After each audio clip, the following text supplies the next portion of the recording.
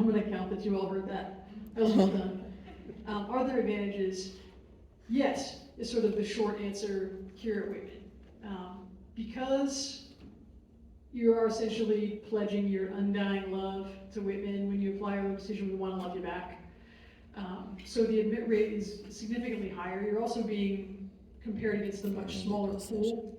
So when we get into that pool of regular decision that is several thousand applications, we need to make tougher choices. But for domestic students in particular, in early decision, the admit rate is probably upwards of 80%, whereas in regular decision, we're closer to 50.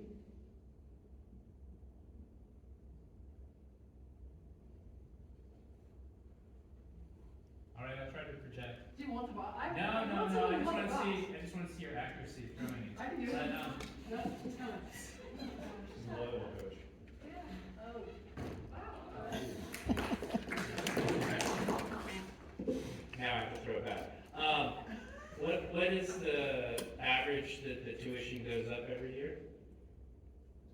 Percentage? I can take that one. That's a great question.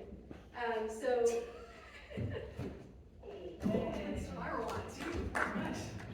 Well done all around. So on average, tuition does increase about 4% annually. What I will say is if you receive need-based financial aid, it's based every year on the cost of attendance. So if tuition goes up and your family's financial situation stays the same, you'll end up receiving more money to kind of offset that cost increase. Thank you.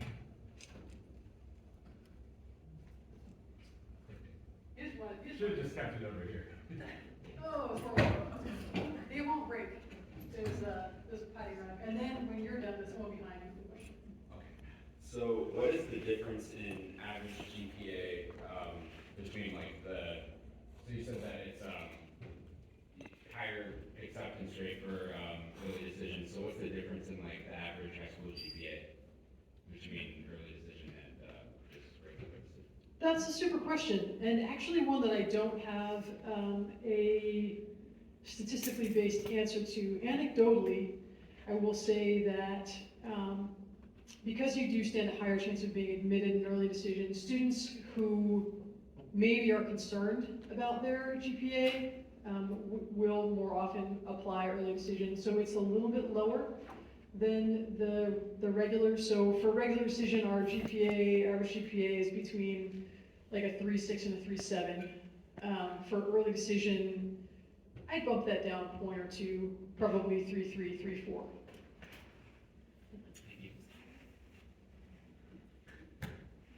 So actually I have two quick questions. The first is, I don't understand the mechanics of early decision 1 and early decision 2 and the candidates roll into the second pool, or is that a separate thing? Could you just clarify that?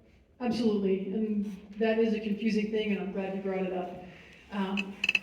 So, first of all, we look at them the same. You stand the same chance of being admitted in early decision 1 as you do early decision 2. We have 2 rounds because we actually found that a November 15th deadline was not as equitable as we needed it to be. Like some folks who maybe didn't have great college counseling weren't ready to make that commitment on November 15th. So we just added a January 10th deadline to give more people more time. You don't roll from ED1 to ED2. So if you apply early decision 1, we look at your application and we almost 100% of the time make a final decision. So that would be an admit or a deny. And as I mentioned, it is far, far more often an admit. If you are denied, that is for the cycle. So you would not be rolled into ED2 or to regular decision.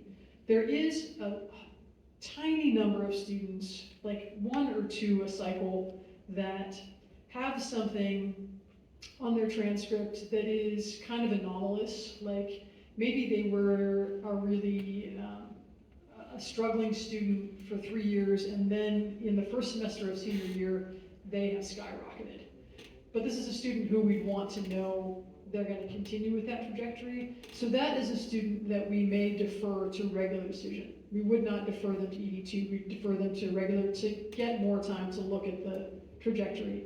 And then one other thing that I was gonna say about that, and it's flown out of my head. Oh, just advantage-wise. So we look at them the same, ED1 and ED2. The advantage to applying ED1 is that you'll actually get your decision back before the regular decision deadline, so you won't need to apply to safety schools. ED2 at January 10th, like I would highly encourage you to apply to safety schools, just in case. And my second question is, you are looking for around about, 400 students. How many admits does it take to yield those 400 students on a typical year for you? Yeah, that's a really good question. So we get about 6,000 applications, and we actually end up admitting a little bit less than half of those. So I think we admitted like 220 or 2,200 or 2,300 last year. So for a yield around, I think that's about 20-ish% that actually choose to take us up on that offer.